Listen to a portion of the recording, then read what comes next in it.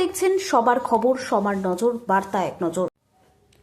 সপ্তগ্রামে প্রচারে সারলেন তৃণমূল কংগ্রেস প্রার্থী বিদেশ বোস।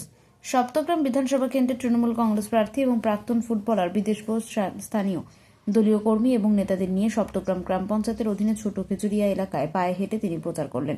সেই ছবি ধরা পড়ল শুধুমাত্র আমাদের ক্যামেরায়।